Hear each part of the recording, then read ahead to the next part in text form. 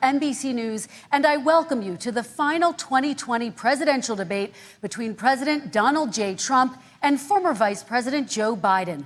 Tonight's debate is sponsored by the Commission on Presidential Debates. It is conducted under health and safety protocols designed by the Commission's health security advisor. The audience here in the hall has promised to remain silent. No cheers, boos, or other interruptions, except right now, as we welcome to the stage former Vice President Joe Biden and President Donald J. Trump.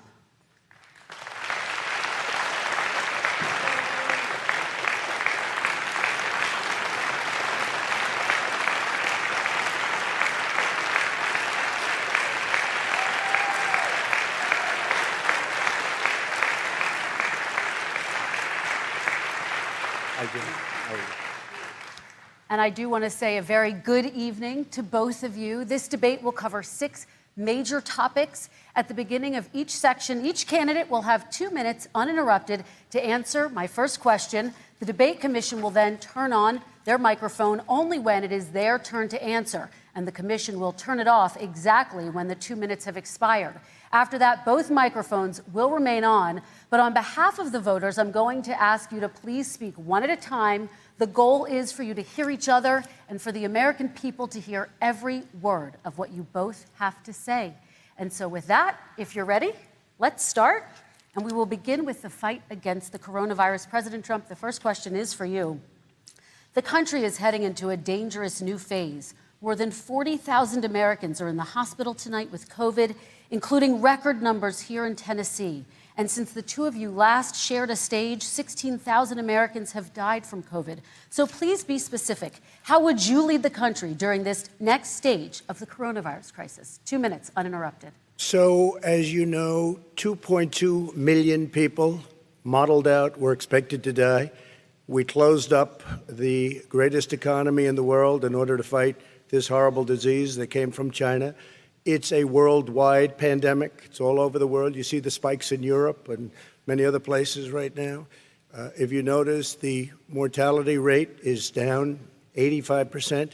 The excess mortality rate is way down and much lower than almost any other country.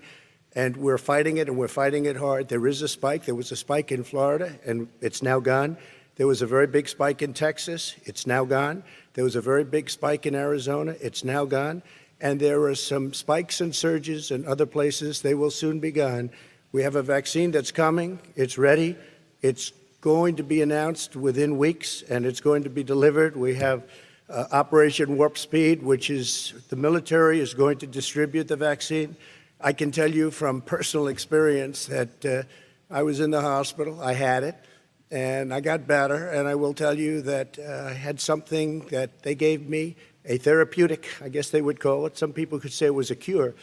But I was in for a short period of time, and I got better very fast, or I wouldn't be here tonight.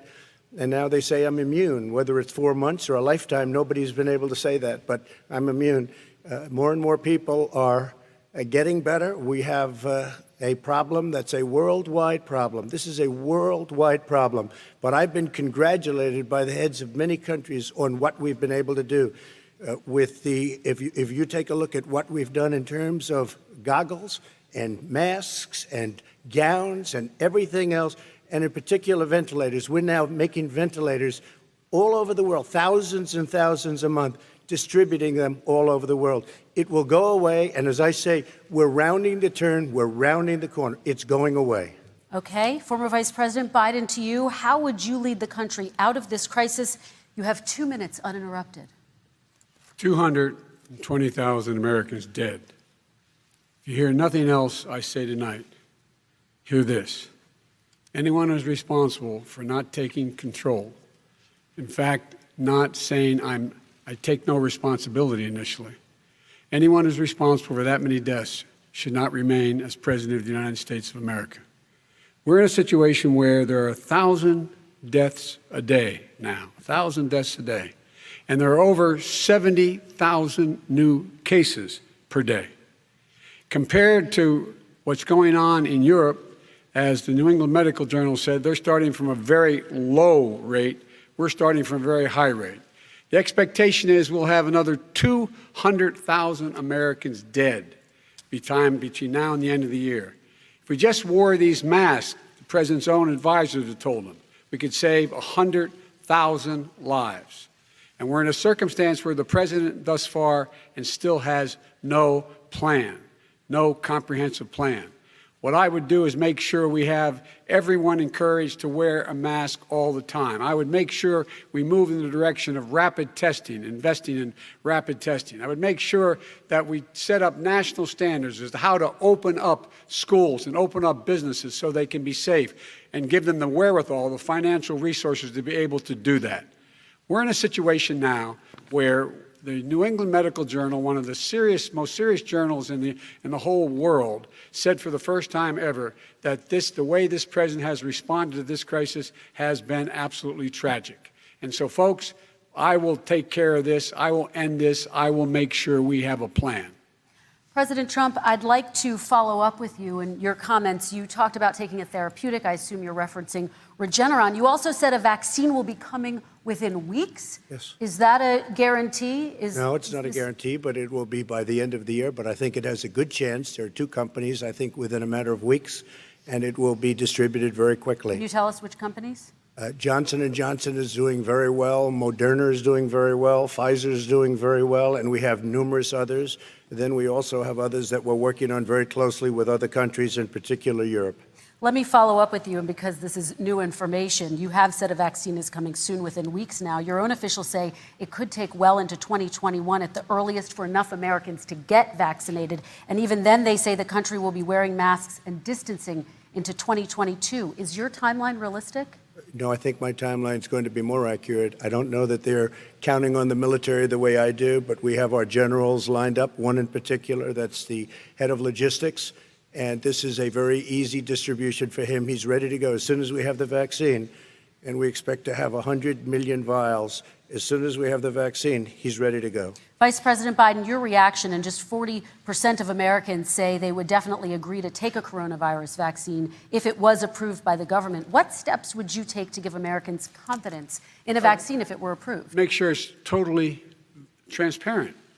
Have the scientists of the world see it, know it, look at it, go through all the processes. And by the way, this is the same fellow who told you this is going to end by Easter last time. This is the same fellow who told you that, don't worry, we're going to end this by the summer. We're about to go into a dark winter. And he has no clear plan, and there's no prospect that there's going to be a vaccine available for the majority of the American people before the middle of next year. President Trump, your reaction, he says you have no plan. I don't think we're going to have a dark winter at all. We're opening up our country. We've learned and studied and understand the disease, which we didn't at the beginning. When I closed and banned China from coming in heavily infected, and then ultimately Europe, but China was in January. Months later, he was saying I was xenophobic. I did it too soon. Now he's saying, oh, I should have, moved quicker. But he didn't move quicker. He was months behind me, many months behind me. And frankly, he ran the H1N1 swine flu, and it was a total disaster, far less lethal, but it was a total disaster. Had that had this kind of numbers, 700,000 people would be dead right now, but it was a far less lethal disease. Look, his own person who ran that for him, who, as you know, was his chief of staff, said it was catastrophic, it was horrible, we didn't know what we were doing. Now he comes up and he tells us how to do this. Also, everything that he said about the way every single move that he said we should make, that's what we've done. We've done all of it. But he was way behind us. Vice President Biden, your response. My response is he is xenophobic, but not because he shut down access from China. And he did it late after 40 countries had already done that. In addition to that, what he did, he made sure that we had 44 people that were in there in China trying to get to Wuhan to determine what exactly the source was. What did the president say in January? He said, no, he said, he's being transparent. The president of China is being transparent. We owe him a debt of gratitude. We have to thank him. And then what happened was we started talking about using the Defense Act to make sure we go out and get whatever is needed out there to protect people. And again, I go back to this. He had nothing. He did virtually nothing. And then he gets out of the hospital and he talks about, don't worry, it's all going to be over soon. Come on. There's not another serious scientist in the world who thinks it's going to be over soon. President Trump, your I reaction? say over soon. I say we're learning to live with it. We have no choice. We can't lock ourselves up in a basement like Joe does. He has the ability to lock himself up. I don't know. He's obviously made a lot of money someplace, but he has this thing about living in a basement. People can't do that. By the way, I, as the president, couldn't do that. I'd love to put myself in the basement or in a beautiful room in the White House and go away for a year and a half until it disappears. I can't do that. And Kirsten, every meeting I had, and I'd meet a lot of families, including Gold Star families and military families, every meeting I had, and I had to meet them. I had to. It would be horrible to have canceled everything. I said, you know, this is dangerous. And you catch it. And, you know, I caught it. I learned a lot. Great doctors, great hospitals. And now I recovered. 99.9 of young people recover. 99% of people recover. We have to recover. We can't close up our nation. We have to open our school, and we can't close up our nation, or you're not going to have a nation. And of course, the CDC has said young people can get sick with COVID-19 and can pass it. Vice President Biden, I want to talk broadly about strategy, though. Can I respond to that? 30 seconds, please, and then I have a question. No, number one, he says that we're learning to live with it. People are learning to die with it. You folks home will have an empty chair at the kitchen table this morning. That man or wife going to bed tonight and reaching over to try to touch their, out of habit, where their wife or husband was, is gone. Learning to live with it. Come on. We're dying with it because he has never said, you said it's dangerous. When's the last time? Is it really dangerous still? Are we dangerous? You tell the people it's dangerous now? What should they do about the danger? And you say, I take no responsibility. Let me talk about your two. Excuse me, I take full responsibility. It's not my fault that it came here. It's China's fault. And you know what? It's not Joe's fault that it came here either. It's China's fault. They kept it from going into the rest of China for the most part, but they didn't keep it from coming out to the world, including Europe and ourselves. Vice President Biden.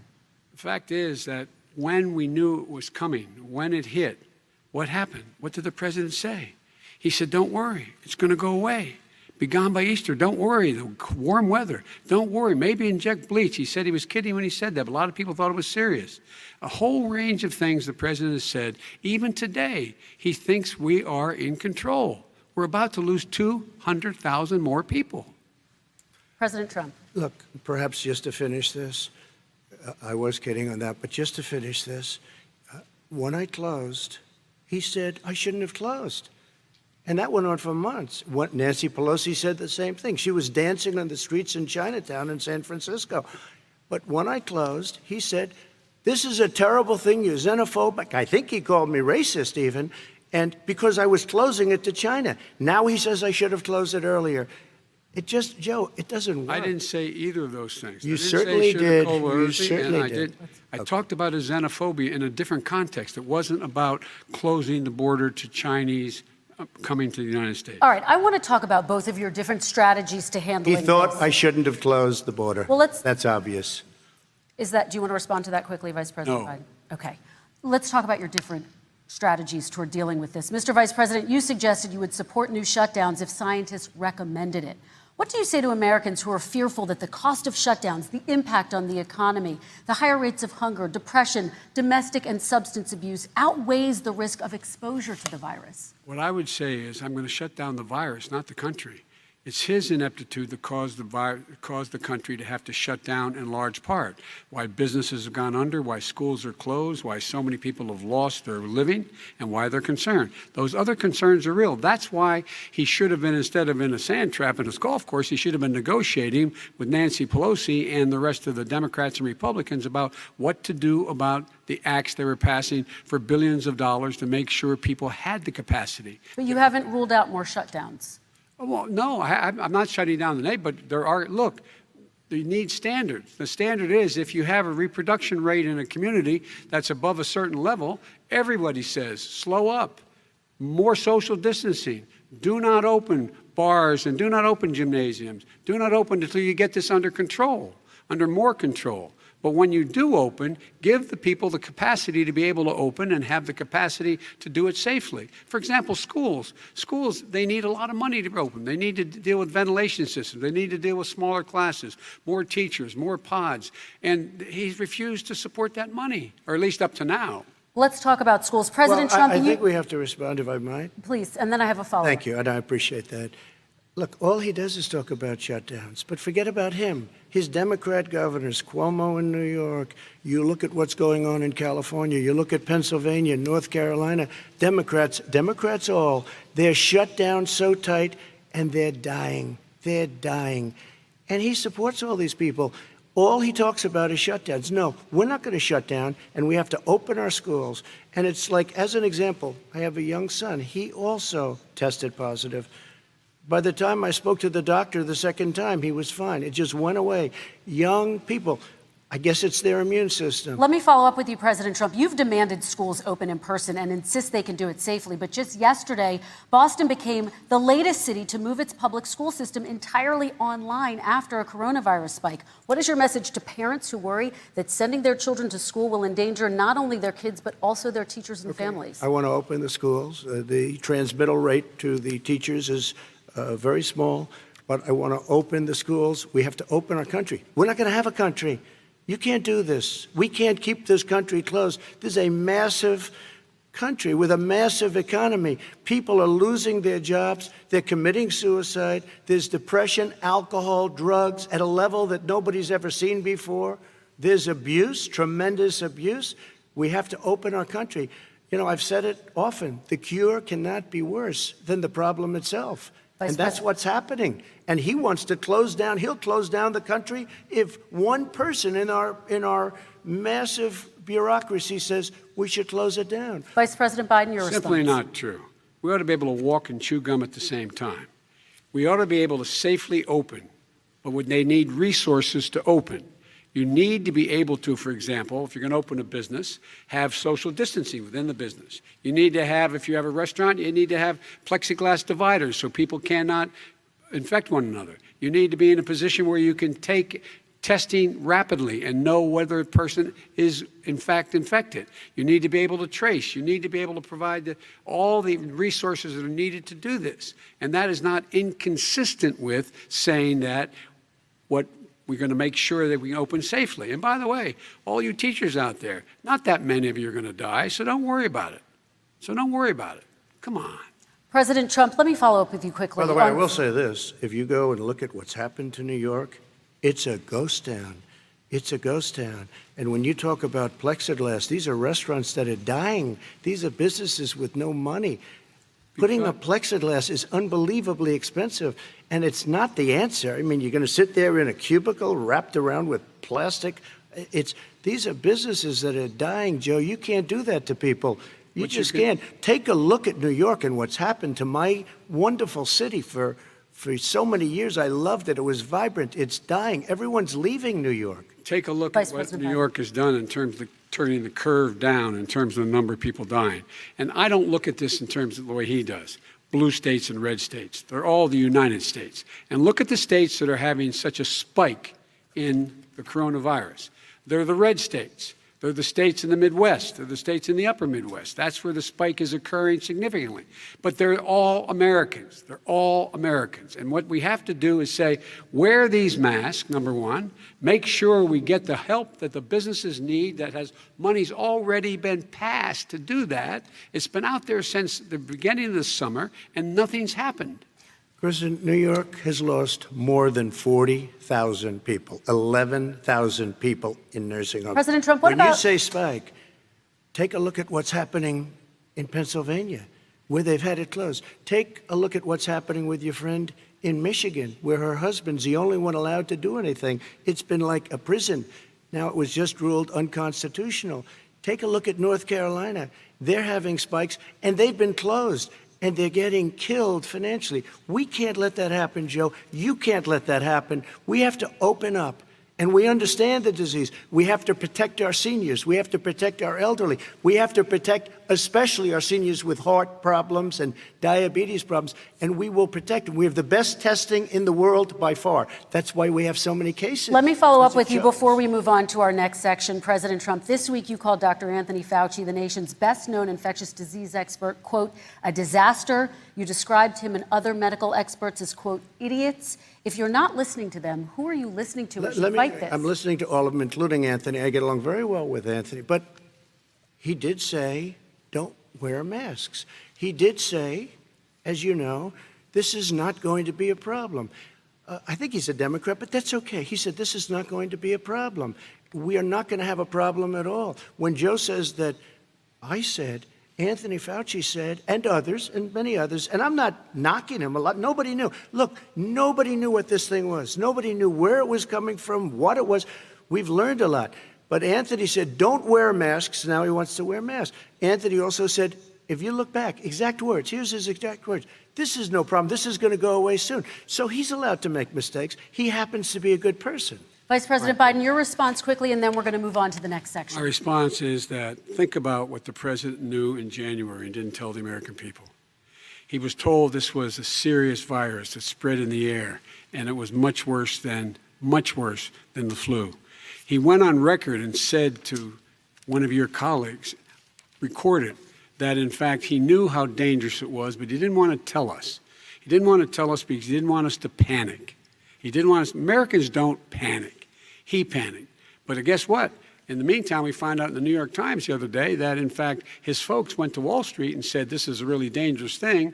And a memo out of that meeting, not from his administration, but from some of the brokers, said sell short because we got to get moving. It's a dangerous problem. Well, this is I'm going to give you 30 seconds to respond, and then we're going to move on. The Wall Street one, I don't know. Somebody went to Wall Street. You're the one that takes all the money from Wall Street. I don't take it. You have raised a lot of money, tremendous amounts of money. And every time you raise money, deals are made, Joe. I could raise so much more money. As president and as somebody that knows most of those people, I could call the heads of Wall Street, the heads of every company in America. I would blow away every record, but I don't want to do that because it puts me in a bad position. And then you bring up Wall Street. You shouldn't be bringing up Wall Street because you're the one that takes the money from Wall Street, not me. I could blow away your records that, like you wouldn't believe. We don't need money. We have plenty of money. In fact, we beat Hillary Clinton with a tiny fraction of the money that she was able to. All right, gentlemen, we're going to move on. Don't tell me about Wall Street. Average contribution, $43. All right, we're going to move on to our next section, which is national security. And I do want to start with the security of our elections and some breaking news from overnight. Just last night, top intelligence officials confirmed again that both Russia and Iran are working to influence this election. Both countries have obtained U.S. voter registration information, these officials say, and Iran sent intimidating messages to Florida voters. This question goes to you, Mr. Vice President. What would you do to put an end to this threat? You have 2 minutes uninterrupted. I made it clear, and I ask everyone else to take the pledge. I made it clear that any country, no matter who it is, that interferes in American elections will pay a price. They will pay a price. And it's been overwhelmingly clear this election, I won't even get into the last one, this election, that Russia has been involved, China has been involved to some degree, and now we learn that Iran is involved. They will pay a price if I'm elected. They're interfering with American sovereignty. That's what's going on right now. They're interfering with American sovereignty.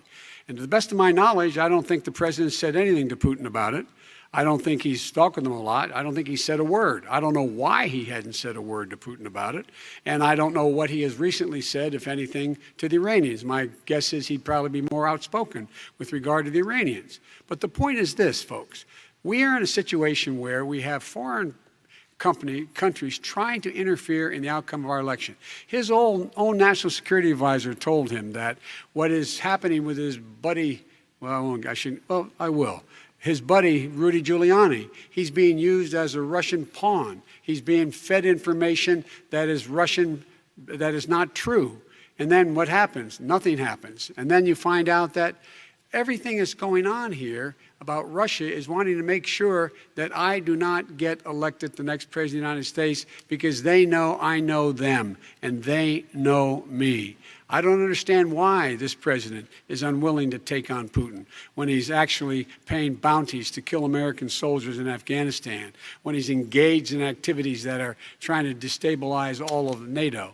I don't know why he doesn't do it, but it's worth asking the question, why isn't that being done? Any country that interferes with us will, in fact, pay a price because they're affecting our sovereignty.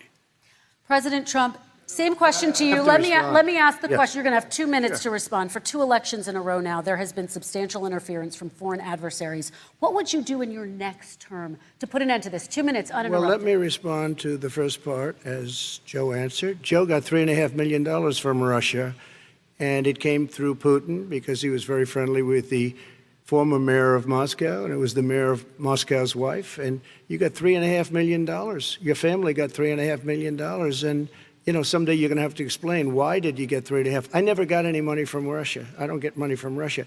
Now, about your thing last night, I knew all about that. And through John Ratcliffe, who is fantastic, DNI, he said, the one thing that's common to both of them, they both want you to lose, because there has been nobody tougher to Russia. Between the sanctions, nobody tougher than me on Russia. Between the sanctions, between all of what I've done with NATO, you know, I've got the NATO countries to put up an extra $130 billion, going to $420 billion a year. That's to guard against Russia. I sold, while he was selling pillows and sheets, I sold tank busters to Ukraine. There has been nobody tougher on Russia than Donald Trump. And I'll tell you, they were so bad. They took over the submarine port. You remember that very well. During your term, during you and Barack Obama, they took over a big part of what should have been Ukraine. You handed it to them, but you were getting a lot of money from Russia. They were paying you a lot of money, and they probably still are. But now, with what came out today, it's even worse.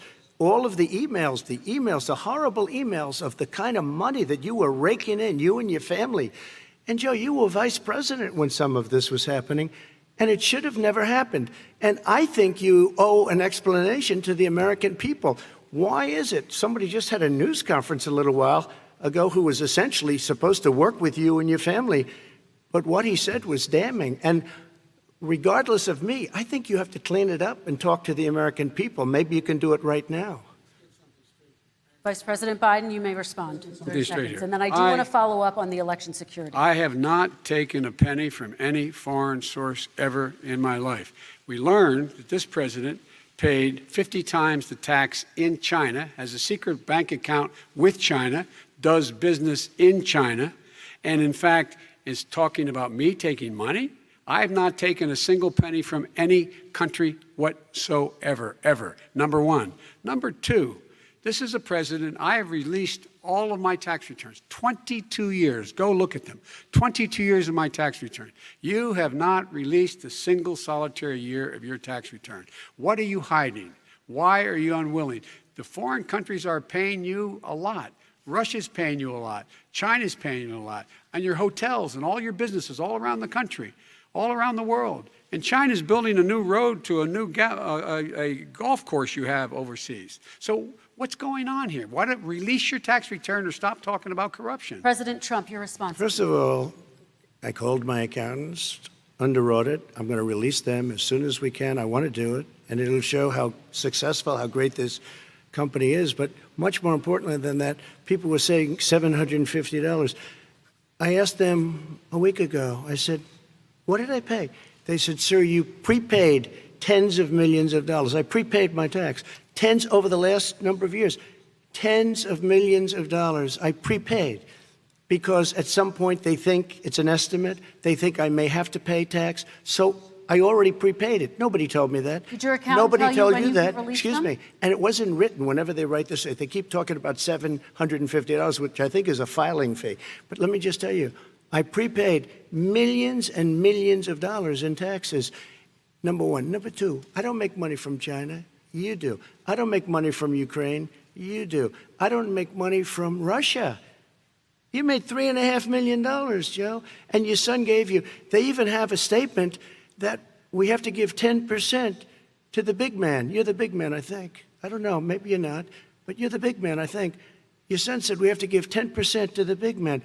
Joe, what's that all about? It's terrible. All right, gentlemen, I want to ask you both some questions about all of this, but I'm going to let you both respond very quickly. You just said you spoke to your accountant about potentially releasing your taxes. Did he tell you when you can release them? Do you have a deadline for when you're going to release them to the American people? I get treated worse than the Tea Party got treated.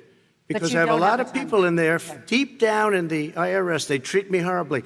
We made a deal, it was all settled until I decide to run for president. I get treated very badly by the IRS, very unfairly. But we had a deal all done. As soon as we're completed with the deal, I want to release it. But I have paid millions and millions of dollars, and it's worse than paying. I paid in advance. It's called prepaying your taxes. I paid in advance. I want to ask you both about questions regarding your potential foreign entanglements and questions that have been raised to give you both a chance to talk about this more broadly. Respond very quickly, and then I'll get to my question. Why did he's been saying this for 4 years? Show us. Just show us. Stop playing around. You've been saying for 4 years you're going to release your taxes. Nobody knows it, Mr. President. What they do know is you're not paying your taxes, or you're paying taxes that are so low. When last time he said what he paid, he said, I only pay that little because I'm smart. I know how to game the system. Come on. Come on, folks. So, President Trump, and then I want to get to two questions to both of you on this. I was put through a phony witch hunt for 3 years. It started before I even got elected. They spied on my campaign. No president should ever have to go through what I went through. Let me just say this. Mueller and 18 angry Democrats and FBI agents all over the place spent $48 million.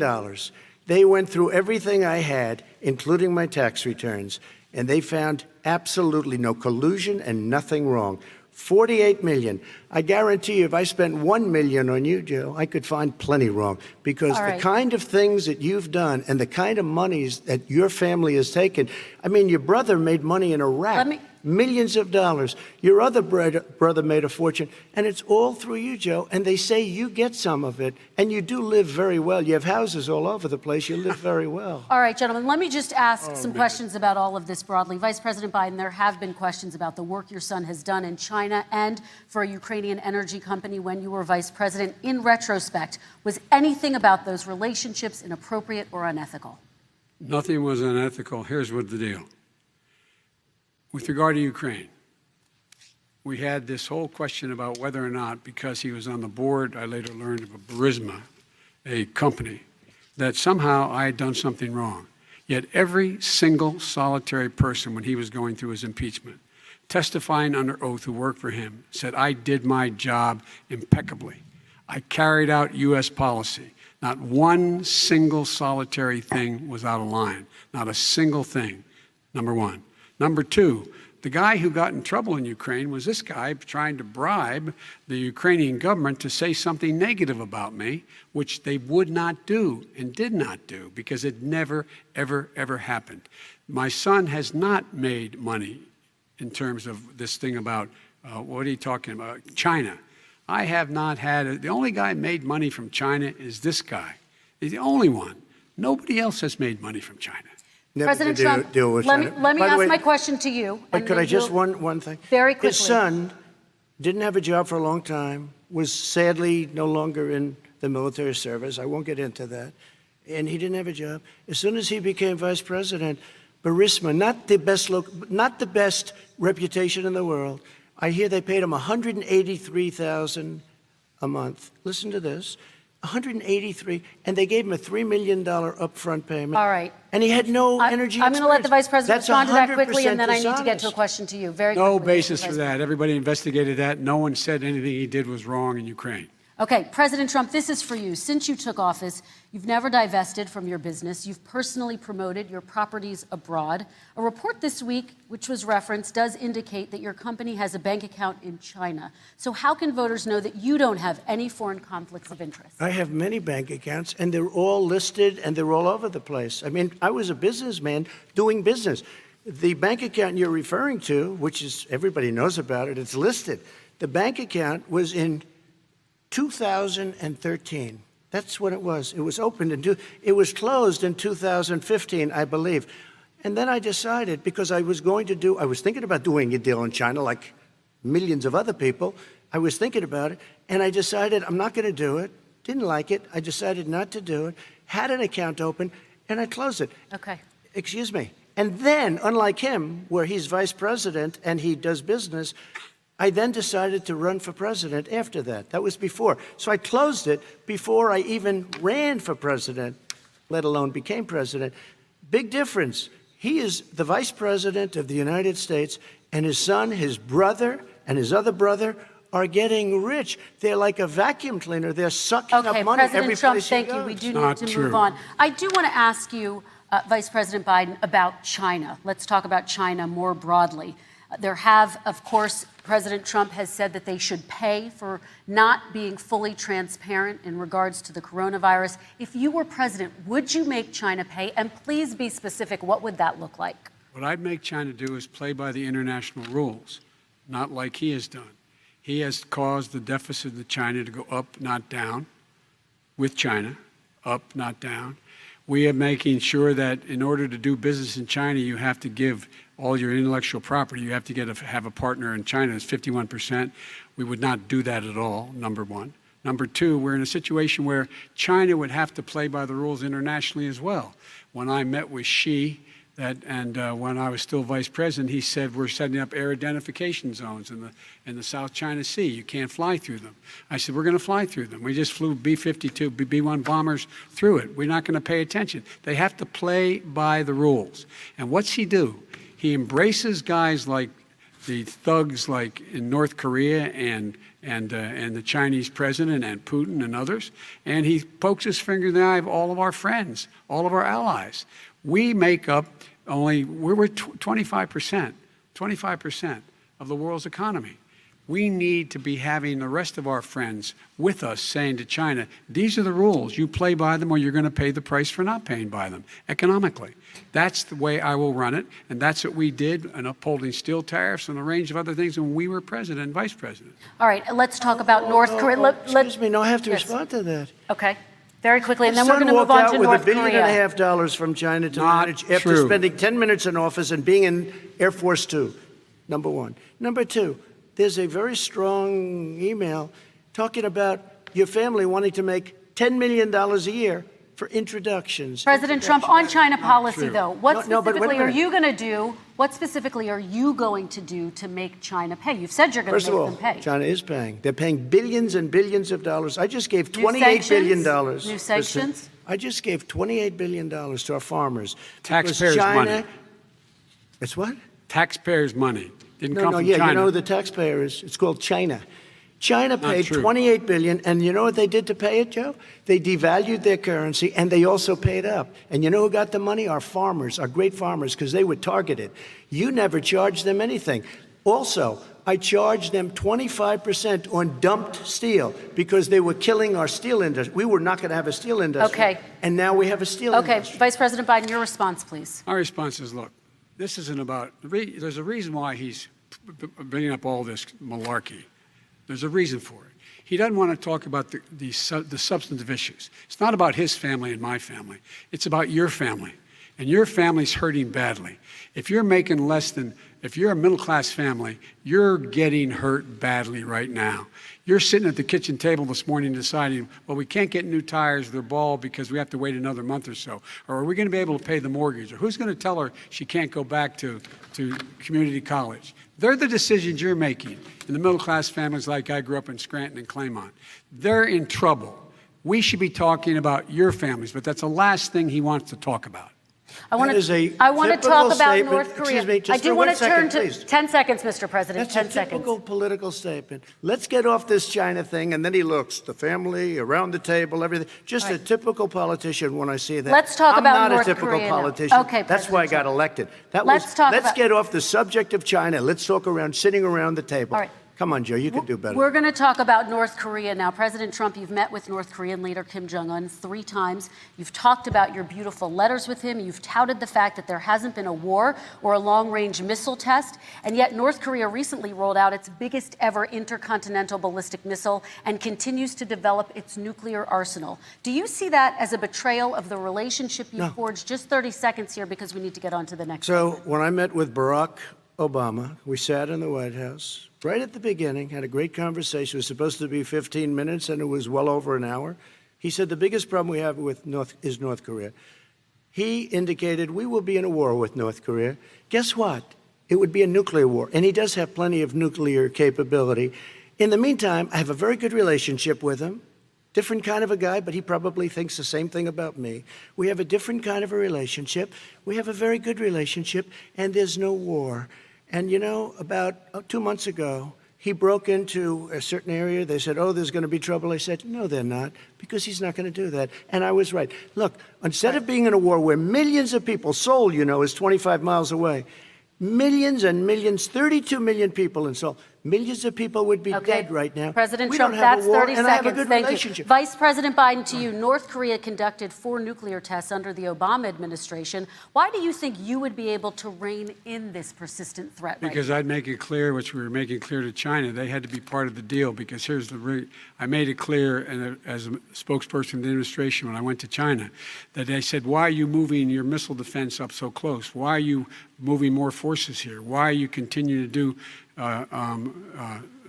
military maneuvers with South Korea? I said, because North Korea is a problem, and we're going to continue to do it so we can control them. We're going to make sure we can control them and make sure they cannot hurt us. And so if you want to do something about it, step up and help. If not, it's going to continue. What has he done? He's legitimized North Korea. He's talked about his good buddy, who's a thug, and he talks about how we're better off. And they have much more capable missiles, able to reach U.S. territory much more easily than ever did before. Let me follow up with you, Vice President Biden. You've said you wouldn't meet with Kim Jong-un without preconditions. Are there any conditions under which you would meet with him? On the condition that he would agree that he would be drawing down his nuclear capacity to get that the Korean Peninsula should be a nuclear-free zone. All right, let's move on to American families. Kristen, they tried Very to quickly, meet with 10 him. seconds, They President. tried to meet with him. He wouldn't do it. He didn't like Obama. He didn't like him. He wouldn't do it. Okay, I know got to for give him a fact, they chance to tried. respond to that He before we wouldn't move do on. it. You And know, that's okay. You know what? North Korea, we're not in a war. We have a good relationship. You know, people don't understand. Having a good President relationship Trump, with we have leaders to of move other on, 'cause countries we have is a lot a of good thing. We have a lot of questions to get Yes, to. not That's Your like response. saying we had a good relationship with Hitler before he, in fact, invaded Europe, the rest of Europe. Come on. The reason he would not meet with President Obama is because President Obama said, we're going to talk about denuclearization. We're not going to legitimize you, and we're going to continue to put stronger and stronger sanctions on you. That's why he wouldn't meet with us. All right, And let's it didn't move happen. on. Let's Excuse move on me. and talk He about left American me a families. mess, Kristen. President Trump, okay, we do They need to left move on. me a mess.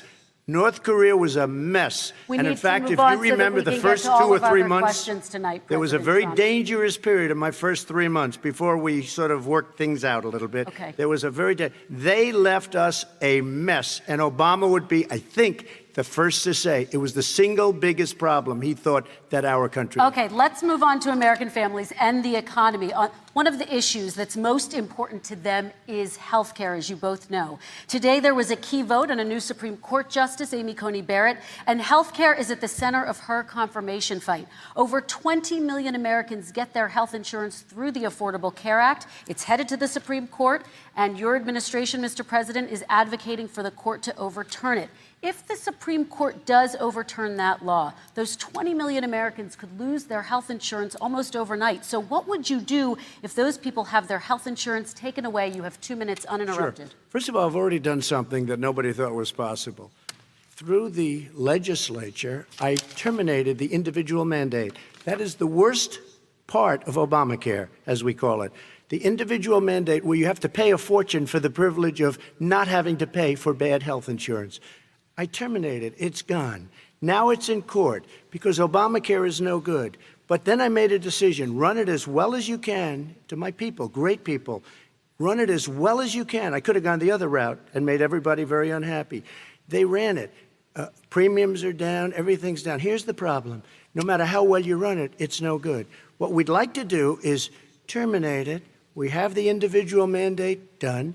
I don't know that it's going to work. If we don't win, we will have to run it, and we'll have Obamacare, but it'll be better run. But it no longer is Obamacare, because without the individual mandate, it's much different.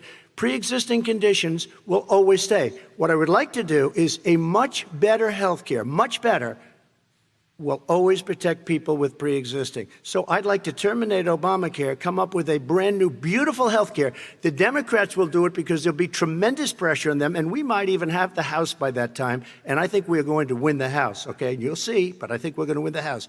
But come up with a better health care, always protecting people with pre-existing conditions. And one thing very important, we have 180 million people out there that have great private health care. Far more than we're talking about with Obamacare. Joe Biden is going to terminate all of those policies. These are people that love their health care, people that have been successful, middle-income people, been successful. They have 180 million plans, 180 million people, families. Under what he wants to do, which will basically be socialized medicine, he won't even have a choice, they want to terminate 180 million plans. We have done an incredible job on health care, and we're going to do even better. Okay, Vice President Biden, yes, this is for you. Your health care plan calls for building on Obamacare. So my question is, what is your plan if the law is ruled unconstitutional by the Supreme Court? You have 2 minutes uninterrupted. What I'm going to do is pass Obamacare with a public option.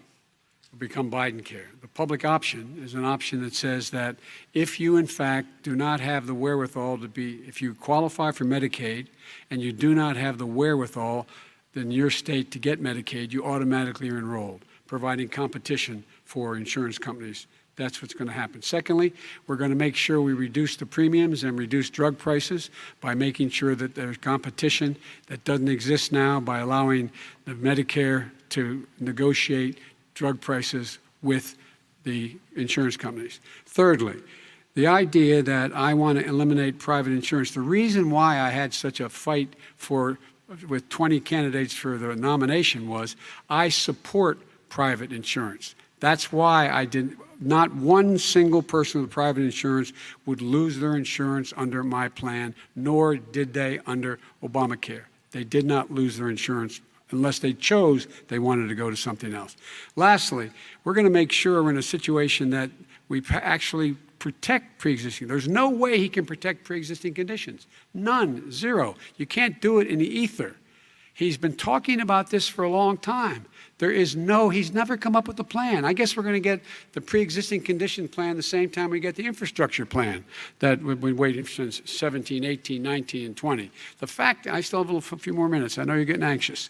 The fact is that he's already cost the American people, because of his terrible handling of the COVID virus and the economic spillover, 10 million people have lost their private insurance. And he wants to take away 22 million more people who have it under Obamacare, and over 110 million people with pre-existing conditions. And all the people from COVID are going to have pre-existing conditions. What are they going to do? I have a follow-up for you, Vice President Biden. It relates to something that President Trump said. He's accusing you of wanting socialized medicine. What do you say to people who have concerns that your health care plan, which includes a government insurance option, takes the country one step closer to a health care system run entirely by the government? What's your response to them? I say it's ridiculous. It's like saying that, the idea that the fact that there's a public option that people can choose, that makes it a socialist plan. Look, the difference between the president, I think health care is not a privilege, it's a right. Everyone should have the right to have affordable health care. And I am very proud of my plan. It's gotten endorsed by all the major labor unions, as well as a whole range of other people who, in fact, are concerned in the medical field.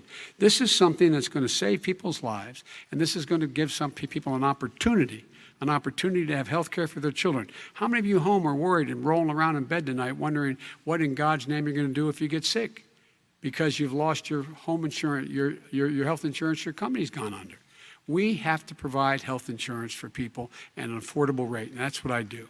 President Excuse Trump, me, he was your there response. for 47 years. He didn't do it. He was now there as vice president for 8 years, and it's not like it was 25 years ago. It was 3 3/4. It was just a little while ago, right? Less than 4 years ago. He didn't do anything. He didn't do it. He wants socialized medicine, and it's not that he wants it. His vice president, I mean, she is more liberal than Bernie Sanders and wants it even more. Bernie Sanders wants it. The Democrats want it. You're going to have socialized medicine, just like you went with fracking. We're not going to have fracking. We're going to stop fracking. We're going to stop fracking. Then he goes to Pennsylvania after he gets a nomination, where he got very lucky to get it. And he goes to Pennsylvania and he says, oh, we're going to have fracking.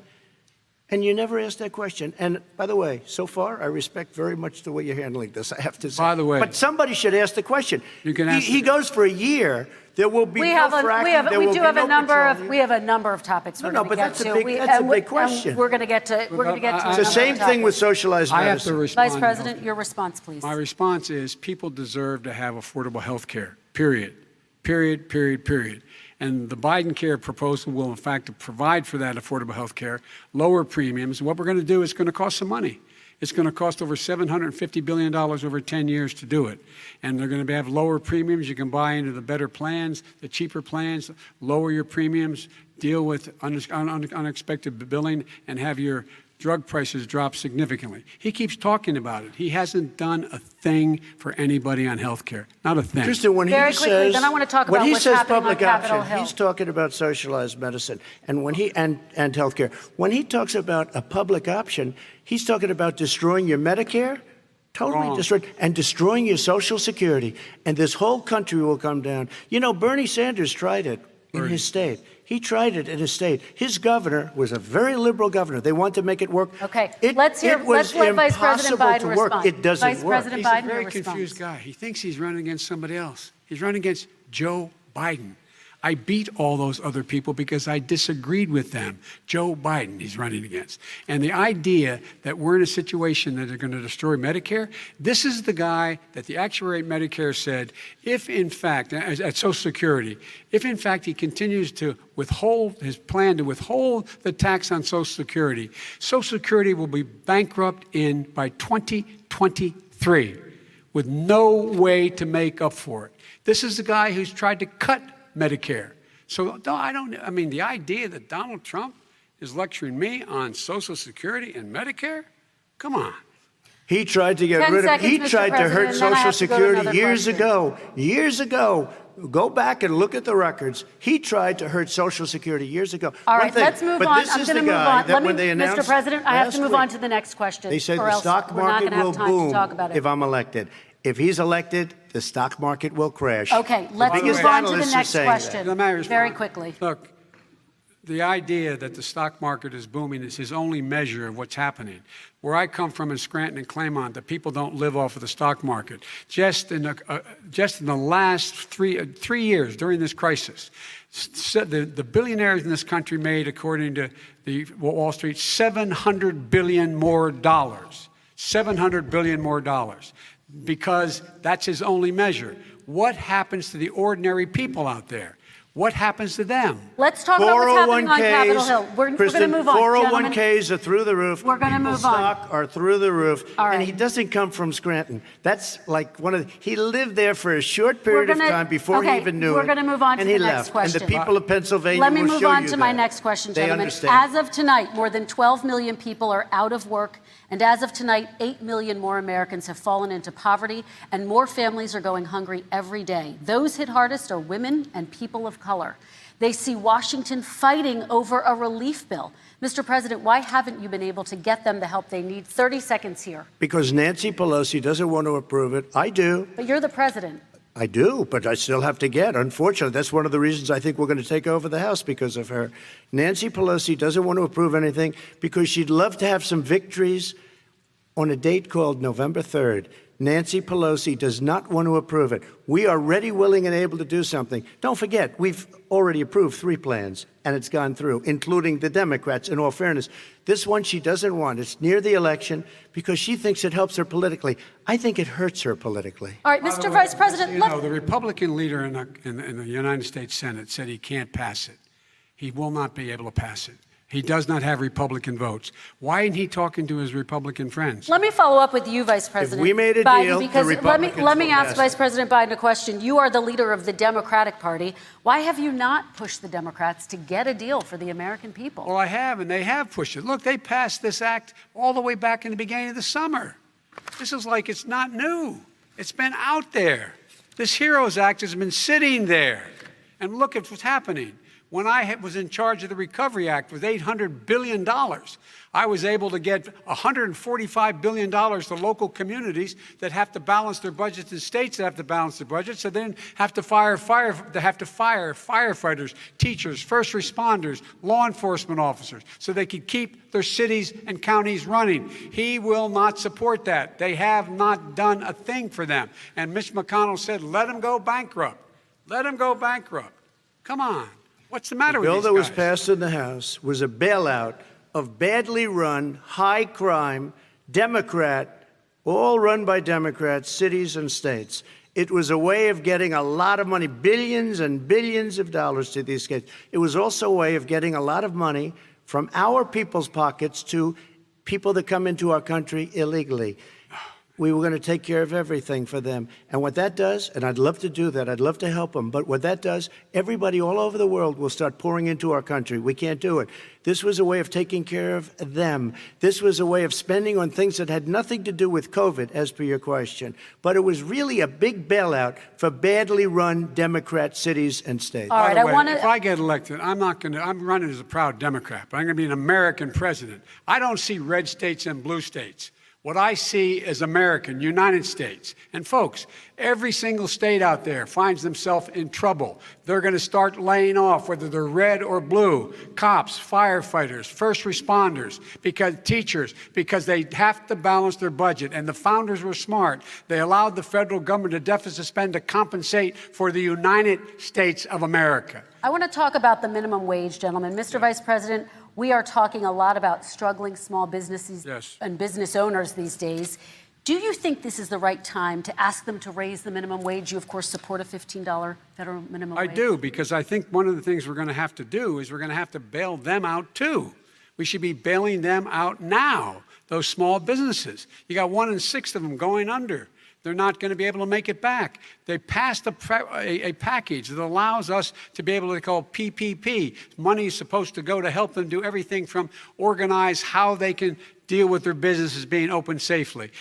Schools, how they can make classrooms smaller, how they can hire more teachers, how they can put ventilation systems in. They need the help. The businesses as well as the schools need the help. But these guys will not help them. Is not giving them any of the money. We are going to move on to immigration, one thing very but I quickly, want he to said get we your have reaction. to help our small businesses by raising the minimum wage. That's not helping. I think it should be a state option. Alabama is different than New York. New York is different from Vermont. Every state is different. It should be a state option. You said very recently. We recently. have to help. It's very important. We have to help our small businesses. You How said- are you helping your small businesses when you're forcing wages? What's going to happen, and what's been proven to happen, is when you do that, these small businesses fire many of their employees. You said very Not true, recently you would by the way. consider raising the federal minimum it. wage to $15 Say an it. hour. You said recently you would consider raising the federal minimum wage to What I $15 an hour. really Is that like, still the case? And I would consider it to an extent, but In a what I second really administration? like, in a second administration, but not to a level that's going to put all these businesses out of business. It should be a state option. Look, I've lived in different places. I know different places. They're all different. Some places, $15 is not so bad. In other places, other states, $15 would be Okay, President ruinous. Trump, thank you. Quick No response, one Vice should President work Biden. 2 jobs, 1 job, be below poverty. People are making $6, $7, $8 an hour. These first responders, we all clap for as they come down the street because they've allowed us to make it. What's happening? They deserve a minimum wage of $15. Anything below that puts you below the poverty level. And there is no evidence that when you raise the minimum wage, businesses go out of business. That is simply not true. We're going to It's talk an about old immigration. saw. We're going to talk about immigration now, gentlemen, and we're going to talk about families within this context. Mr. President, your administration separated children from their parents at the border, at least 4,000 kids. You've since reversed your zero-tolerance policy, but the United States can't locate the parents of more than 500 children. So how will these families ever be reunited? children are brought here by coyotes and lots of bad people, cartels, and they're brought here, and they used to use them to get into our country. We now have as strong a border as we've ever had. We're over 400 miles of brand new wall. You see the numbers, and we let people in, but they have to come in legally, and they come in through But merit. how will you reunite Let me these just tell kids you, with their families, Let me just tell you, Mr. they President? built cages. You know, they used to say, I built the cages, and then they had a picture in a certain newspaper, and it was a picture of these horrible cages, and they said, look at these cages. President Trump built them, and then it was determined they were built in 2014. That was him. Do you They have a built plan to cages. reunite the kids Yes, with we're their working on families? it we're trying very hard. But a lot of these kids come out without the parents. They come over through cartels and through coyotes and through gangs. Vice President Biden, let me bring you into this 525 conversation. Quick response, and then another question to you. These 500-plus kids came with parents. They separated them at the border to make it a disincentive to come to begin with. Real tough. We're really strong. And guess what? They cannot, it's not coyotes didn't bring them over. Their parents were with them. They got separated from their parents. And it makes us a laughing stock and violates every notion of who we are as a nation. Let me ask you a follow-up Kristen, question. they did it. We changed the policy. Your response they to that? They did it. We changed. did not They built the separate cages. the Who built the cages, Joe? Let's talk about what Who we're built the talking about. cages, Let's Joe? talk about what we're talking about. What happened? Parents were ripped, their kids were ripped from their arms and separated. And now they cannot find over 500 of sets of those parents, and those kids are alone. Nowhere to go. Nowhere to go. It's criminal. It's criminal. Let me ask Kristen, you I will about say this. immigration. They 10 went down. seconds, We and brought then I need to ask reporters, you. everything. They are so well taken care of. They're in facilities that were so clean. But some that of have them gotten haven't been such reunited But with their just ask families. one question. Who built the cages? I'd love you to ask him that. Who built the cages? Let me ask about your immigration policy, Mr. Vice President. The Obama administration did fail to deliver immigration reform, which had been a key promise during the administration. It also presided over record deportations as well as family detentions at the border before changing course. So why should voters trust you with an immigration overhaul now?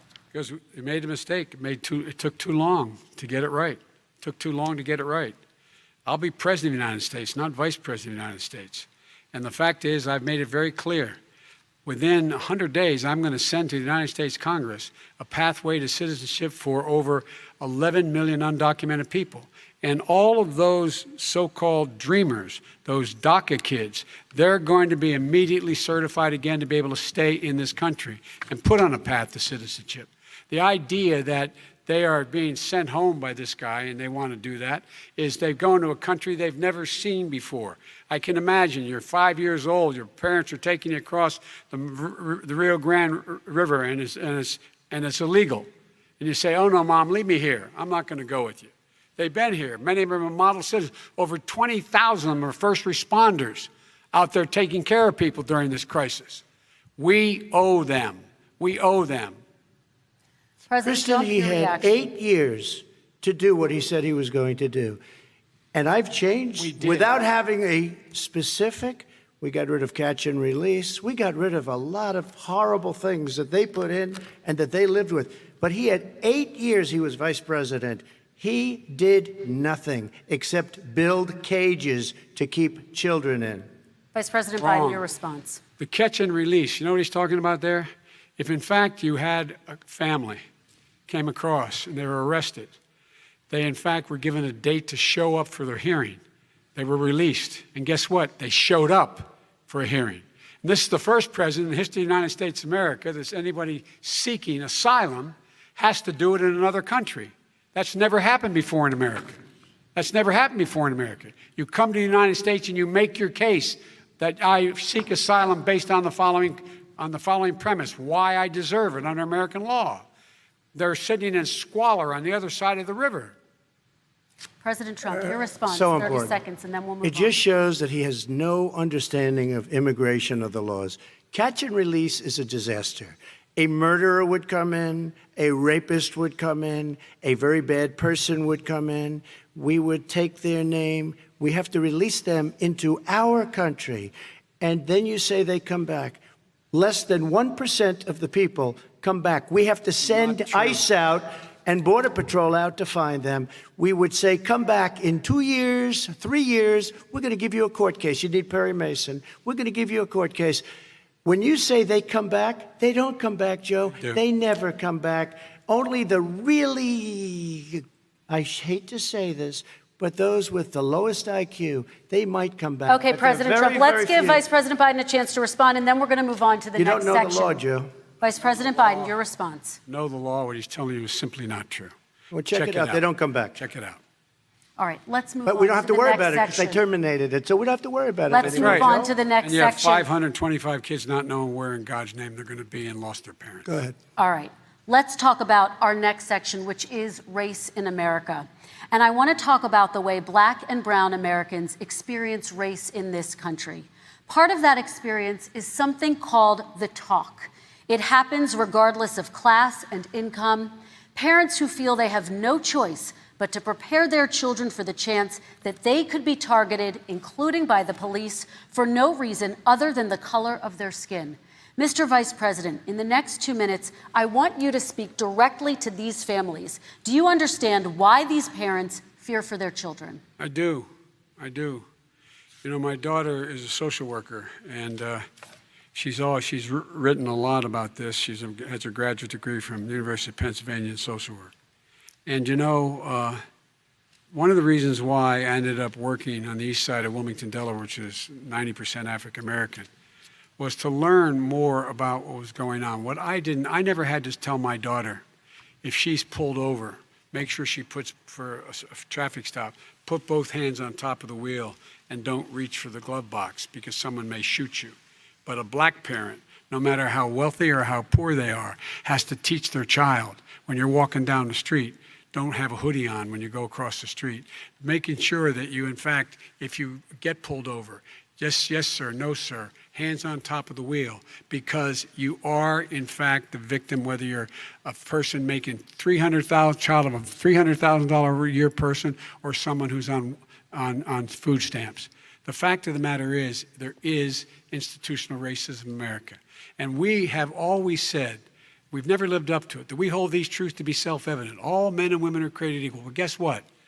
We have never, ever lived up to it, but we've always constantly been moving the needle further and further to inclusion, not exclusion. This is the first president to come along and says, that's the end of that. We're not going to do that anymore.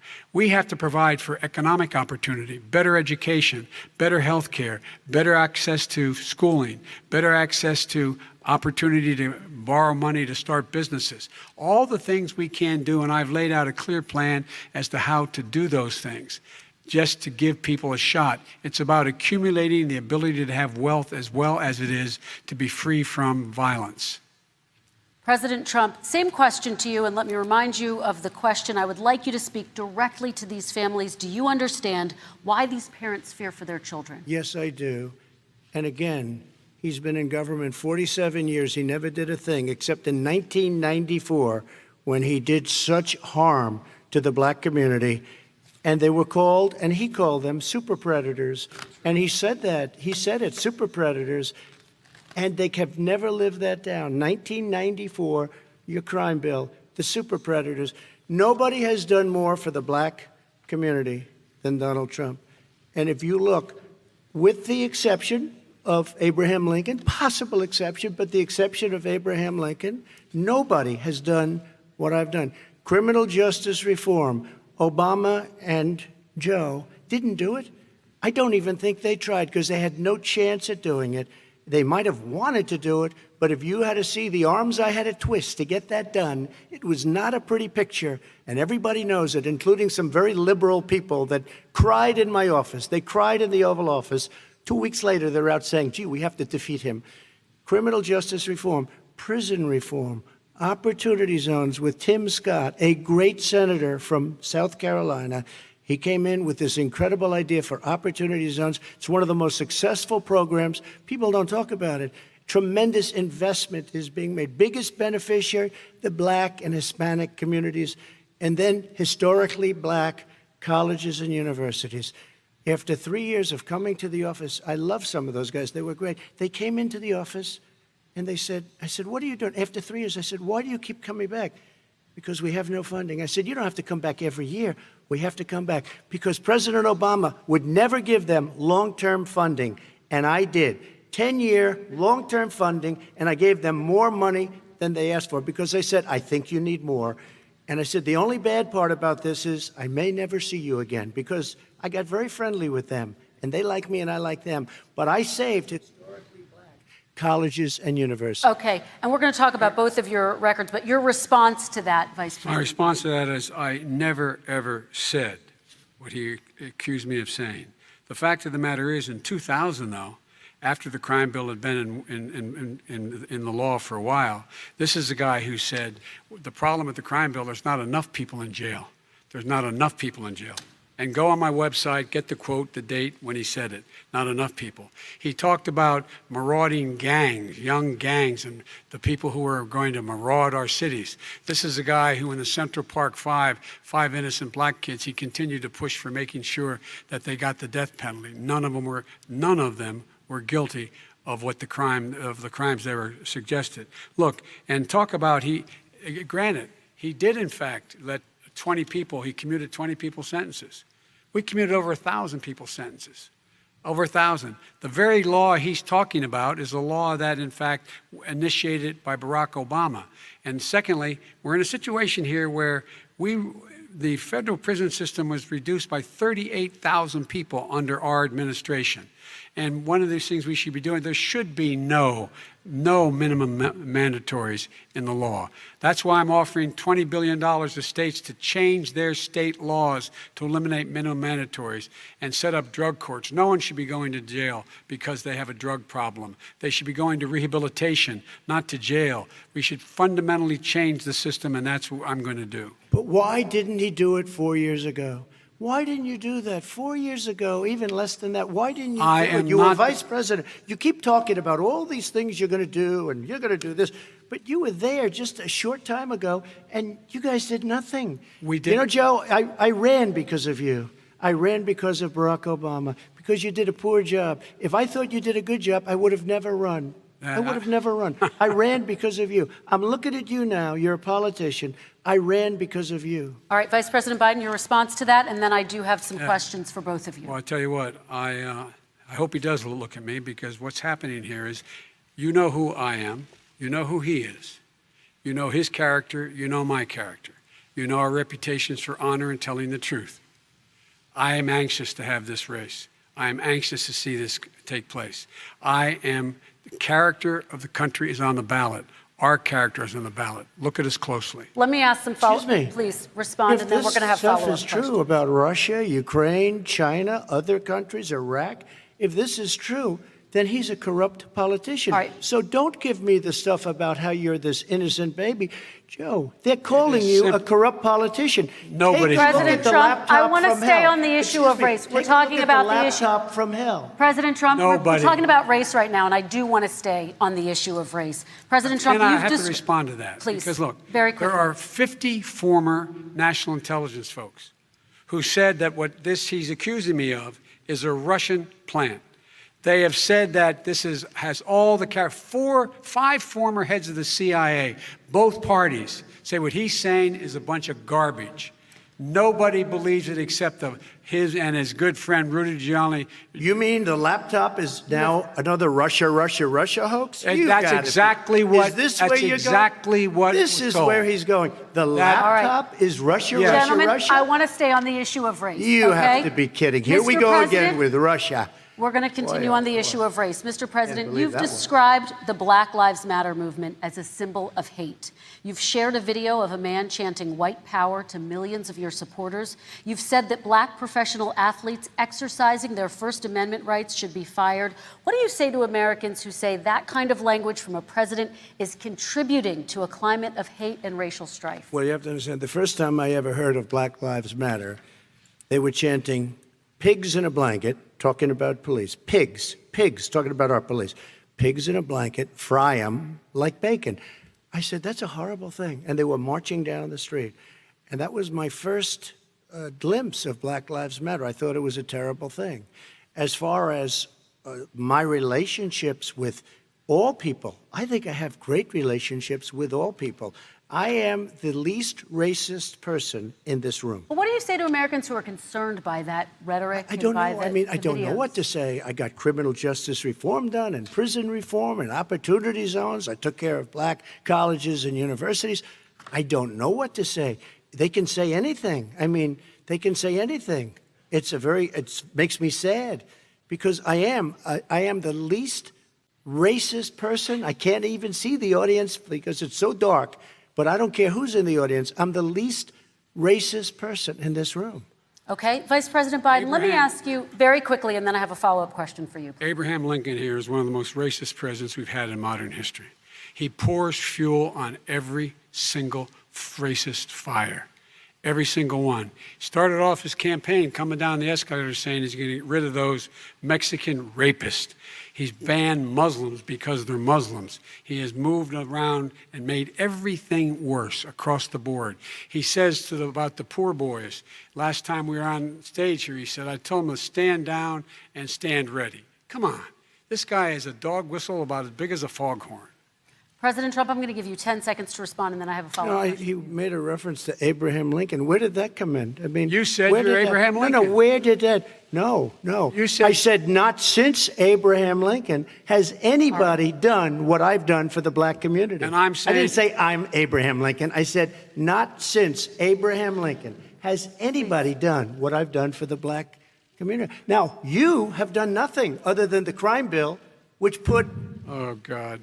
tens of thousands of black men, mostly, in jail. All right, let me and you know what? let me they ask remember Vice it President because if you Biden look a at what's question. happening with the voting right now, Let me ask they Vice remember President that Biden you treated them about very, very badly. Just the- take a look at what's happening out there. Vice President Biden, let me give you a chance to respond within this context. Crime Okay. bills that you supported in the 80s and 90s contributed to the incarceration of tens of thousands of young black men who had small amounts of drugs in their possession. They are sons, they are brothers, they're fathers, they're uncles, whose families are still to this day, some of them suffering the consequences. So speak to those families. Why should they vote for you? One of the things is that in the 80s, we passed 100%, all 100 senators voted for it, a bill on drugs and how to deal with drugs. It was a mistake. I've been trying to change the since then, particularly the portion on cocaine. That's why I've been arguing that, in fact, we should not send anyone to jail for a pure drug offense. They should be going into treatment across the board. That's what we should be spending money on. That's why I set up drug courts, which were never funded by our Republican friends. They should not be going to jail for a drug or an alcohol problem. They should be going into treatment. That's what we've been trying to do. That's what I'm going to get done because I think the American people have now seen that, in fact, it was a mistake to pass those laws relating to drug. But they were not in the crime bill. But Okay, why so- didn't he get it done? See, it's all talk, no action with these politicians. Why didn't he get it done? That's what I'm going to do when I become president. You were vice president along with Obama as your president, your leader, for 8 years. Why didn't you get it done? You had 8 years to get it done. Now you're saying you're going to get it done because you're all talk and no action, Jim. We got a Your lot of response. it done. We released didn't get 38,000. anything We got done. 38,000 prisoners left from the. You got nothing done. 38,000 prisoners were released from federal prison. There were over 1,000 people who were given clemency. In fact, we're the ones that put in the legislation saying we could look at pattern and practice of police departments and what they were doing, how they were conducting themselves. I could go on, but we began the process. We lost an election. That's why I'm running to win back that election and change his terrible policy. I Quick just response, asked, and then we're I gonna just move asked on one to climate question. change. Why didn't you do it in the 8 years, a short time ago? Why didn't you do it? You just said, I'm going to do that, I'm going to do this. You put tens of thousands of mostly black young men in prison. Now you're saying you're going to undo that. Why didn't you get it done? You had 8 years with Obama. You know why, Joe? Because you're all talk and no action. All right, Vice President Because Biden, and then we're going to move on to the next section. We had a Republican Congress. That's the answer. Well, Okay. you got to talk them into it, Joe. All Sometimes right. you got to talk them into it. We're going to move on to our next section, Like I which did is with criminal climate justice change. reform. I had Okay. to talk Democrats into it. Gentlemen, You did what we we're running already out of done. time, so we got to get on to Okay. climate change, please. You both have very different visions on climate change. President Trump, you say that environmental regulations have hurt jobs in the energy sector. Vice President Biden, you have said you see addressing climate change as an opportunity to create new jobs. For each of you, how would you both combat climate change and support job growth at the same time? Starting with you, President Trump, you have 2 minutes uninterrupted. So we have the Trillion Trees program. We have so many different programs. I do love the environment, but what I want is the cleanest, crystal clear water, the cleanest air. We have the best, lowest number in carbon emissions, which is a big standard that I notice Obama goes with all the time. Not Joe. I haven't heard Joe use the term because I'm not sure he knows what it represents or means, but I have heard Obama use it. And we have the best carbon emission numbers that we've had in 35 years under this administration. We are working so well with industry, but here's what we can't do. Look at China, how filthy it is. Look at Russia. Look at India. It's filthy. The air is filthy. The Paris Accord, I took us out because we were going to have to spend trillions of dollars, and we were treated very unfairly. When they put us in there, they did us a great disservice. They were going to take away our businesses. I will not sacrifice tens of millions of jobs, thousands and thousands of companies because of the Paris Accord. It was so unfair. China doesn't kick in until 2030. Russia goes back to a low standard, and we kicked in right away. It would have destroyed our businesses. So, you ready? We have done an incredible job environmentally. We have the cleanest air, the cleanest water, and the best carbon emission standards that we've seen in many, many years. Vice President And we Biden. haven't destroyed our industries. Vice President Biden, 2 minutes to you, uninterrupted. Climate change and climate warming, the global warming, is an existential threat to humanity. We have a moral obligation to deal with it. And we're told by all the leading scientists in the world we don't have much time. We're going to pass the point of no return within the next 8 to 10 years. 4 more years of this man eliminating all the regulations that were put in by us to clean up the climate, to limit the limit of emissions will put us in a position where we're going to be in real trouble. Here's where we have a great opportunity. I was able to get both all the environmental organizations as well as labor, the people worried about jobs, to support my climate plan. Because what it does, it will create millions of new good-paying jobs. We're going to invest in, for example, 50,000 charging stations on our highways so that we can own the electric car market of the future. In the meantime, China is doing that. We're going to be in a position where we're going to see to it that we're going to take 4 million existing buildings and 2 million existing homes and retrofit them so they don't leak as much energy, saving hundreds of millions of barrels of oil in the process and creating significant number of jobs. And by the way, the whole idea of what this is all going to do, it's going to create millions of jobs, and it's going to clean the environment. Our health and our jobs are at stake. That's what's happening. And what right now, by the way, Wall Street firms indicated that my plan will in fact create 18.6 million jobs, 7 million more than his. This is from Wall Street. And I'll create $1 trillion more in economic growth than his proposal does. Not on climate, just on the economy. President Trump, you're They came out and said very strongly, $6,500 will be taken away from families under his plan, that his plan is an economic disaster. If you look at what he wants to do, if you look at his plan, his environmental plan, you know who developed it? AOC plus 3. They know nothing about the climate. I mean, she's got a good line of stuff, but she knows nothing about the climate. And they're all hopping through hoops for AOC plus 3. Look, their real plan costs $100 trillion. If we had the best year in the history of our country for 100 years, we would not even come close to a number like that. When he says buildings, they want to take buildings down because they want to make bigger windows into smaller windows. as far as they're concerned, if you had no window, it would be a lovely thing. This is the craziest plan that anybody has ever seen. And this wasn't done by smart people.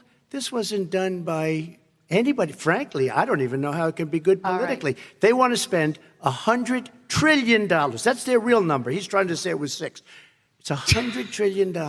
They want to knock down buildings and build new buildings with little, tiny, small windows. I mean, and many other things. Okay. And many other things. Let me have the Vice President respond, and we're running out of time, and we have a lot more questions to get to. So let's hear from the Vice President. I have a number more questions. I don't know where he comes from. I don't know where he comes up with these numbers. Queens. $100 trillion. Give me a break. This plan is endorsed by every major environmental group and every labor group. Labor, because they know the future lies. The future lies in us being able to breathe, and they know there are good jobs in getting us there. And by the way, the fastest growing industry in America is solar energy and wind. He thinks wind causes cancer, windmills. It's the fastest growing jobs, and they pay good prevailing wages, $45, $50 an hour. We can grow and we can be cleaner if we go the route I'm proposing. President Trump, please and respond, then I have some follow-ups. We are energy independent for the first time. We don't need all of these countries that we had to fight war over because we needed their energy. We are energy independent. I know more about wind than you do. It's extremely expensive, kills all the birds, it's very intermittent, it's got a lot of problems, and they happen to make the windmills in both Germany and China. And the fumes coming up, if you're a believer in carbon emission, the fumes coming up to make these massive windmills is more than anything that we're talking about with natural gas, which is very clean. One other thing. Find me a scientist said that. I love solar, but solar doesn't quite have it yet. It's not powerful yet to really run our big, beautiful factories that we need to compete with the world. So false. It's all a pipe dream. But you know what we'll do? We're going to have the greatest economy in the world. But if you want to kill the economy, get rid of your oil industry. And what about fracking? All right, let me allow Vice President Biden to respond. I never said I oppose fracking. You said it on tape. I did. Show the tape. Put it on your website. I'll put it on. Put it on the website. The fact of the matter is he's flat lying. Would you rule out banning fracking? I do rule out banning fracking because the answer, we need other industries to transition to get to ultimately a complete zero emissions by 2025. What I will do with fracking over time is make sure that we can capture the emissions from the fracking, capture the emissions from gas. We can do that, and we can do that by investing money in doing it. But it's a transition to that. I have one more question in this pod, and then we have... He was against fracking. He said it. I will show that to you tomorrow. I am against fracking. Until he got the nomination, went to Pennsylvania, then he said, but you know what, Pennsylvania? He'll be against it very soon because his party is totally against it. Fracking on federal land, I said. No fracking or oil on federal land. Let me ask this final question in this section, and then I want to move on to our final section. President Trump, people of color are much more likely to live near oil refineries and chemical plants. In Texas, there are families who worry the plants near them are making them sick. Your administration has rolled back regulations on these kinds of facilities. Why should these families give you another 4 years in office? The families that we're talking about are employed heavily, and they're making a lot of money, more money than they've ever made. If you look at the kind of numbers that we produce for Hispanic, for Black, for Asian, it's 9 times greater, the percentage gain, than it was in 3 years, than it was under 8 years of the 2 of them, to put it nicely. 9 times more. Now, somebody lives, I have not heard the numbers or the statistics that you're saying, but they're making a tremendous amount of money economically. We saved it. And I saved it again a number of months ago when oil was crashing because of the pandemic. We saved it. We got, say what you want about relationship, we got Saudi Arabia, Mexico, and Russia to cut back, way back. We saved our oil industry, and now it's very vibrant again. And everybody has very inexpensive gasoline. Remember that. Vice President Biden, your response, and then we're going to have a final question for both of you. My response is that those people live on what they call fence lines. He doesn't understand this. They live near chemical plants that, in fact, pollute, chemical plants and oil plants and refineries that pollute. I used to live near that when I was growing up in Claymont, Delaware. And there are more oil refineries in Marcus Hook and the Delaware River than there is any place, including in Houston at the time. When my mom get in the car and when there was first frost to drive me to school, turn in the windshield wiper, there'd be oil slick in the window. That's why so many people in my state were dying and getting cancer. The fact is, those frontline communities, it doesn't matter what you're paying them, it matters how you keep them safe. What do? And you impose restrictions on the pollutions, the pollutants coming out of those fence line communities. Okay, I have one final Would question. he close down the oil industry? It falls. Would you close down the falls- oil By the way, I industry? would transition from the oil industry, yes. Oh, I will that's transition. a big statement. It is a big statement. That's a big because statement. I would stop, Why would you do that? because the oil industry pollutes significantly. I see. Here's the deal. But That's you a can't big do that. statement. Well, if you let me finish the statement, because it has to be replaced by renewable energy over time. And I'd stop giving to the oil industry, I'd stop giving them federal subsidies. He won't give federal subsidies to the gas, to solar and wind. Yeah. Why are we giving it to oil industry? We actually do All give right. it to solar and wind. We And have that's one maybe the final biggest question. statement in terms of business. That's the biggest statement. Okay. Because We have basically one what he's final saying question, is he is Mr. going to President. destroy the oil industry. Will you remember that, Texas? Will you Okay. remember that, Pennsylvania, Oklahoma? Vice President Biden, let me give you 10 seconds to respond, and then Ohio. I have to get to the final question. Vice President Biden. He takes everything out of context, but the point is, look, we have to move toward a net zero emissions. The first place to do that by the year 2035 is in energy production, by 2050 totally. All right. One Is he gonna final get question China to both to do of you. it? No, we're finished with Is this. he We going have to to get move on China to to our do it? final question. We have to I'm move going on to to our rejoin final Paris question. Accord and make China abide by what they agreed to. All right, That'll this cost you is $1 about trillion. leadership, gentlemen. And this first question does go to you, President Trump. Imagine this is your inauguration day. What will you say in your address to Americans who did not vote for you? You'll each have 1 minute, starting with you, Mr. We have to make a country totally successful as it was prior to the plague coming in from China. Now we're rebuilding it, and we're doing record numbers, 11.4 million jobs in a short period of time, et cetera. But I will tell you, go back. Before the plague came in, just before, I was getting calls from people that were not normally people that would call me. They wanted to get together. We had the best black unemployment numbers in the history of our country. Hispanic, women, Asian, people with diplomas, with no diplomas, MIT graduates, #1 in the class. Everybody had the best numbers. And you know what? The other side wanted to get together. They wanted to unify. Success is going to bring us together. We are on the road to success. But I'm cutting taxes, and he wants to raise everybody's taxes, and he wants to put new regulations on everything. He will kill it. If he gets in, you will have a depression, the likes of which you've never seen. Your 401ks will go to hell, and it'll be a very, very sad day for this country. All right. Vice President Biden, same question to you. What will you say during your inaugural address to Americans who did not vote for you? I will say, I'm an American president. I represent all of you, whether you voted for me or against me. And I'm going to make sure that you're represented. I'm going to give you hope. We're going to move. We're going to choose science over fiction. We're going to choose hope over fear. We're going to choose to move forward because we have enormous opportunities to make things better. We can grow this economy. We can deal with the systemic racism. And at the same time, we can make sure that our economy is being run and moved and motivated by clean energy, creating millions of new jobs. And that's the fact. That's what we're going to do. And I'm going to say, as I said at the beginning, what is on the ballot here is the character of this country: decency, honor, respect, treating people with dignity, making sure that everyone has an even chance. And I'm going to make sure you get that. You haven't been getting it the last 4 years. All right. I want to thank you both for a very robust hour and a half, a fantastic debate. Really appreciate it. President Trump, former Vice President Joe Biden, thank you to Belmont University for hosting us tonight. And most importantly, thank you to those watching tonight. Election Day is November 3rd. Don't forget to vote. Thank you, everyone, and have a great night. Thank you.